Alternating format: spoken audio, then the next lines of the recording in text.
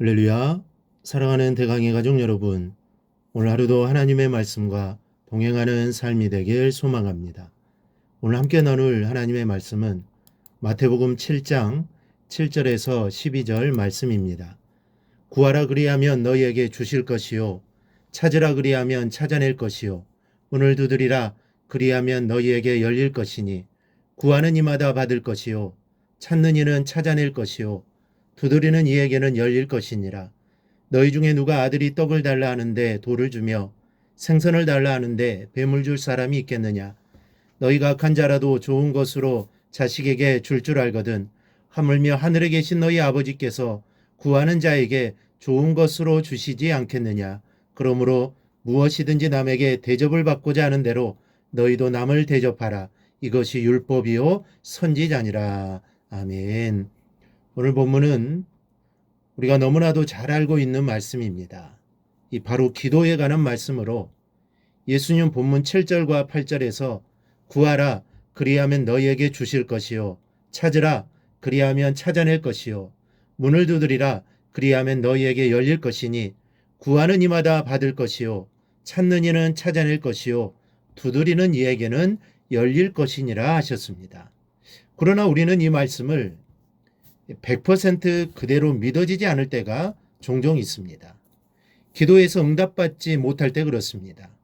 필요해서 주실 것으로 믿고 구했는데 아무런 응답이 없을 때 답답하고 또 실망스럽습니다.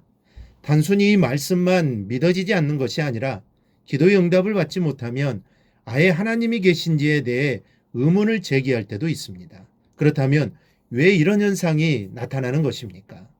오늘 본문에도 예수님은 분명히 구하면 주신다고 했고, 찾으면 찾아낼 것이라 했고, 문을 두드리면 열린다고 했는데, 기도하면 반드시 응답받는다고 말씀하셨는데, 그런데 하나님은 왜 우리의 기도에 침묵하고 계실까요? 예수님께서 거짓말을 하신 것은 아닐 텐데 도대체 기도에 응답이 없는 것은 무엇 때문입니까?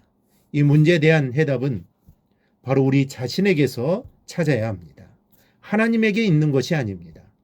우리의 기도하는 자세와 응답되지 않는 요구사항을 검토해 봐야 합니다. 그런데 자세히 살펴보면 전부 다 우리의 욕심을 위해 기도한 것들이거나 사소한 일에 집착하여 기도한 것들입니다. 또 다른 사람을 배려하지 않는 기도를 드렸기 때문일 때도 있습니다. 우리는 이렇게 빵점짜리 기도를 드려놓고 하나님께서 우리의 기도를 들어주지 않으신다고 불평합니다. 조바심을 내는가 하면 원망도 하고 하나님이 없다고 믿음을 떠나기도 합니다. 그러나 여러분, 우리의 기도가 잘못된 기도였기 때문에 하나님이 우리를 위해 응답하지 않으셨다는 것을 세월이 한참 흐른 뒤에야 겨우 깨닫게 될 때가 얼마나 많습니까? 오히려 하나님께서 기도에 응답해 주지 않은 것에 대해 감사할 때가 또 종종 있습니다.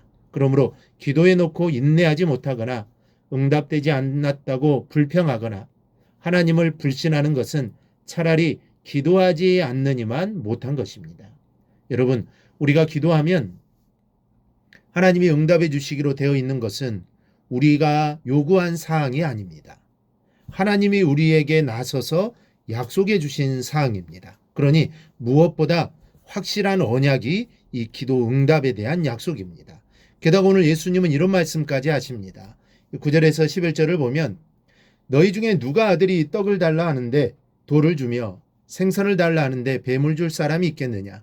너희가 악한 자라도 좋은 것으로 자식에게 줄 알거든 하물며 하늘에 계신 너희 아버지께서 구하는 자에게 좋은 것으로 주시지 않겠느냐. 무슨 말씀이냐 하면 우리가 기도하기만 하면 기도함으로 얻을 수 있는 플러스 알파가 있다는 말씀입니다. 비록 우리가 부족하게 구했어도 넉넉하게 주신다는 말씀이요.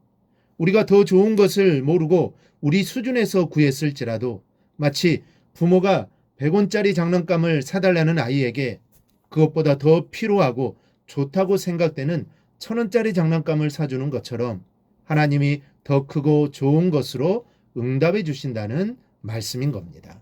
그런데 오늘 말씀에 대단히 중요한 말씀이 있습니다. 바로 좋은 것으로 응답하시는 하나님의 응답 방법에 관한 말씀입니다. 그것이 무엇입니까? 11절과 12절에 보면 이상한 부분이 하나 있습니다. 예수님이 11절까지 기도응답에 대한 말씀을 하십니다. 하나님이 좋은 것으로 주신다는 겁니다. 그런데 갑자기 12절에서 그러므로 무엇이든지 남에게 대접을 받고자 하는 대로 너희도 남을 대접하라고 앞뒤가 맞지 않은 것 같은 말씀을 하신 것이 바로 그것입니다. 언뜻 전혀 상관없는 말씀 같은데 성경은 그러므로라는 단어를 써서 이 기도에 관한 말씀과 이 12절 말씀을 연결시키고 있습니다. 이것은 기도 응답이 하늘로부터 뚝 떨어지는 것이 아니라 우리의 인간관계 속에서 하나님이 응답하신다는 것을 말씀합니다. 이 곰곰이 생각해 보면 우리가 기도하는 대부분의 것들이 이 세상 삶을 위한 요구입니다. 세상에서 살려다 보니 이것도 필요하고 저것도 필요해서 하나님께 구하는 것이 사실 이 기도가 아닙니까? 남에게 대접을 받고자 하는 대로, 즉 원하는 것이 있거든 너희도 남을 대접하라, 먼저 남에게 베풀라, 그렇게 하면 내가 소원하고 바라는 것을 그 대접함으로 생겨난 인간관계를 통해서 얻도록 해주시겠다는 것이 하나님의 응답 방법입니다. 우리 사랑하는 성도 여러분, 어떤 목사님이 쓰신 수필집에서 우리가 날마다 드리는 기도가 하늘나라 한쪽 구석에 뜯어지지 않은 편지가 되어 산더미처럼 쌓여 있다는 이 내용의 글을 읽은 적이 있습니다. 오늘 이 시간 바로 우리의 기도가 그렇지 않은지 살펴보십시다. 그리고 하나님이 원하시는 기도를 드리고 응답될 때까지 인내를 갖고 기도드립시다. 그러나 무엇보다 기도드린 것이 우리의 삶 속에서 이루어지도록 내 마음이 원하는 대로 남에게 베풀어 좋은 인간관계를 형성해 나가십시다. 그리하면 하나님이 우리 삶 속에 구체적으로 기도에 응답해 주실 것입니다. 우리는 바로 이러한 모습으로 기도해야 합니다. 이러한 모습을 주님이 바라십니다. 기도의 삶을 연결하라는 말씀이고 기도한 대로 살라는 것입니다. 그러면 그 삶으로 응답하시겠다는 겁니다. 우리가 기도할 때 사람을 통해 하나님이 역사하실 때가 있습니다. 사람을 통해 응답하실 때가 있습니다. 그러므로 우리의 삶이 하나님 안에서 바른 삶을 살아야 하고 남을 대접하고 베풀며 살아야 합니다.